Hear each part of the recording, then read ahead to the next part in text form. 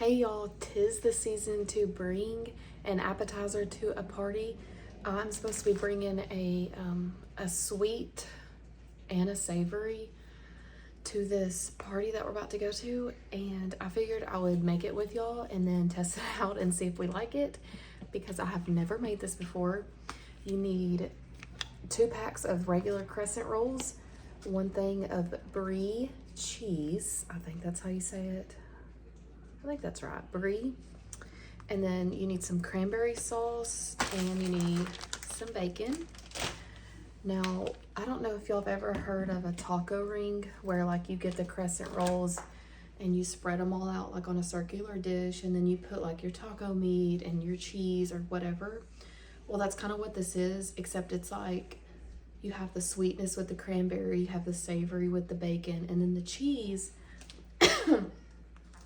Brie cheese, when you like put it in the oven and you heat it up, it becomes melty, but like it doesn't get so soft. I've only used Brie like one other time. I don't use this a lot, so anyways, I hope I don't mess this up. So let's get into it.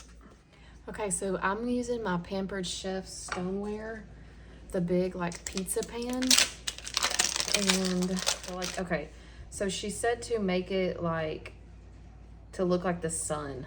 So you're gonna make it look like the sun, and it's okay if a little bit's hanging off right there because it's all gonna be folded in.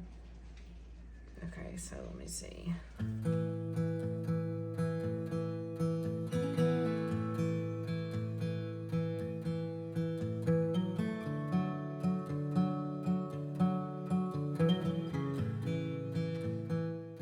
Okay, y'all, I wanted to hop on here and tell y'all that as I'm watching this, I wish I would have spread it out a little closer to the edge of the pan. So like put your straight sides, like where all of the filling is going to be, a little bit closer to the edge. So that way the circle in the middle is just a little bit bigger, because I feel like all of my crescent rolls were a little bit piled onto each other.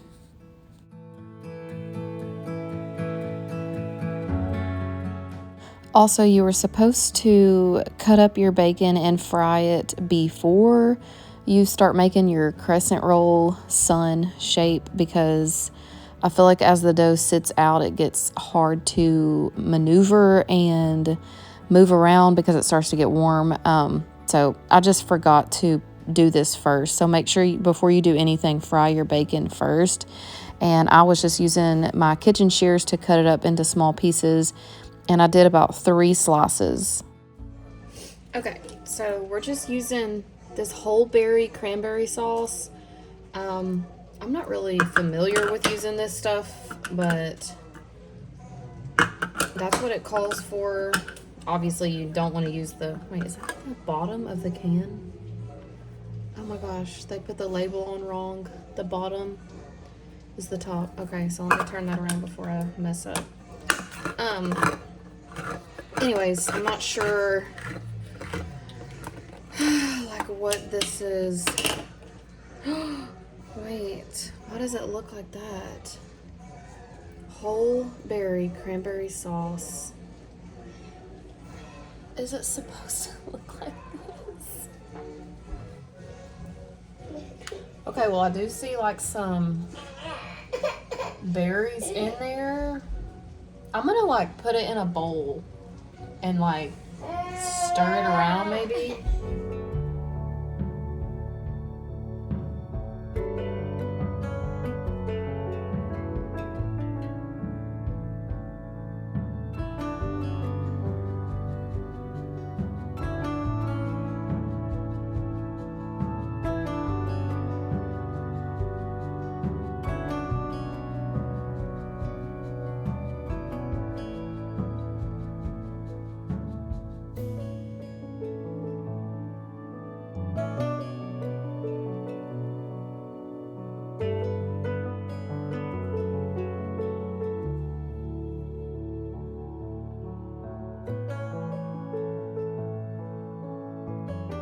So I just put a couple spoonfuls over each like crescent triangle, because I felt like as it would melt in the oven and turn more liquidy and not so much jelly, that it would like fill up more space, if that makes sense. So I didn't end up using the whole can. So next you want to cut up your Brie cheese.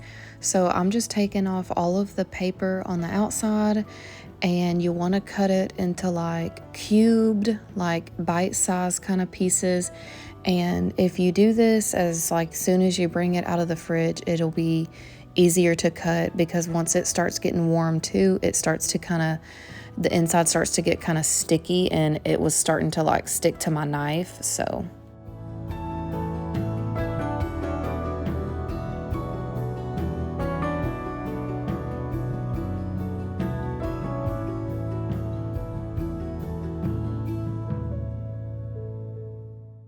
when I was watching the video of the girl that made this, it was on Facebook, and there was some comments from people concerning the rind on the outside of the cheese being left in there. Like, some people were asking, should you peel it off?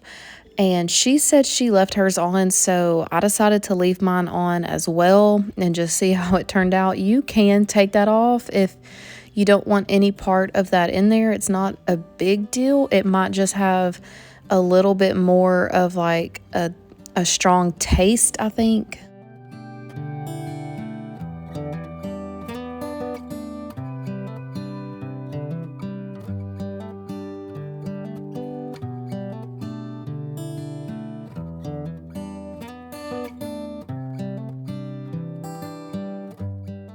So after your cranberry sauce is on there, this is when we're gonna put our cheese on, and you're just spreading it out, making everything even to where when it melts, you'll have enough cheese on each crescent roll.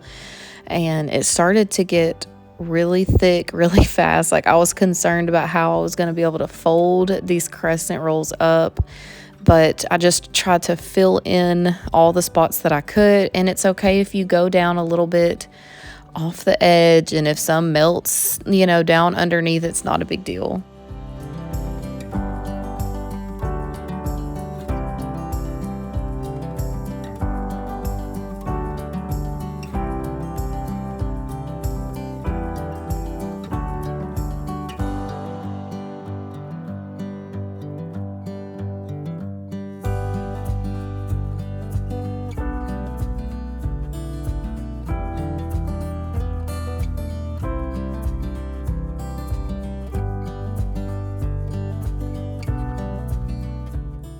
After my bacon was done, I started straining it over here on a paper towel and getting the grease off, and I started thinking maybe I should have done more than 3 slices of bacon. In the video, that's how many she used, so that's why I chose 3, but when looking at it and like when I was spreading it on there, I feel like you could have used 4 or maybe even 5. I mean, it was starting to get crowded on here, but I felt like it needed a little bit more bacon.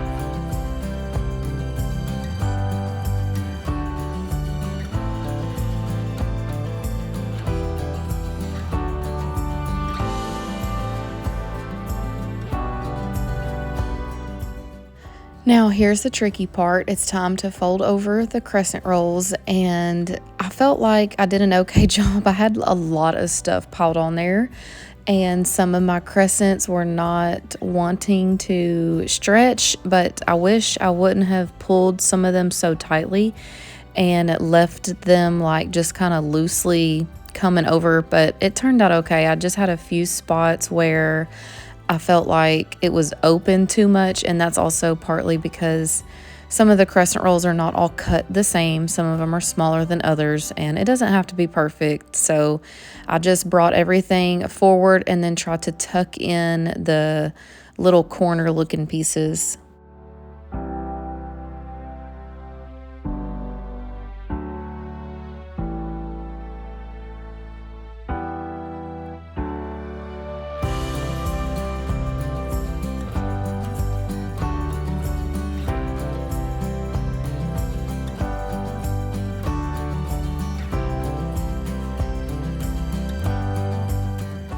I baked mine in the oven on 375 until it was golden on top and everything was bubbly and melted. And here's how it looks after it was done. It turned out really good looking, even through the unevenness of some of the crescent rolls. Okay, so the only way for me to like really know if this is any good before I serve it to other people is for me to cut it and try it myself. So I'm gonna pick a piece that's like open the most, where the crescent roll didn't cover completely, just so I'll sacrifice my, that one for myself. Okay, here's my piece. And I wanted to show y'all, I got a piece with the rind right there. You see the rind? Okay. And I tried it a while ago just to make sure like it would be okay to be in here. And it tastes fine. It's just like it tastes like a piece of the crescent roll. It's just part of the cheese. It's not like crunchy, it doesn't have a weird texture or anything like that. So if you want to peel it off, you can, but I don't find that like I picked it out a while ago and took a bite and tried it. So let's see. Oh, that's good. That reminds me of, like, if you've ever had a Monte Cristo sandwich, that's what it reminds me of. The cheese is very, like, I don't want to say Swiss, but that's kind of the flavor it gives me. And then the cranberry sauce is like not too much. It's really good. So I honestly think what would make this better is if instead of the cranberry sauce, you used like a pepper jelly, like a jalapeno jelly or something like that. I feel like that would just give it a next level taste.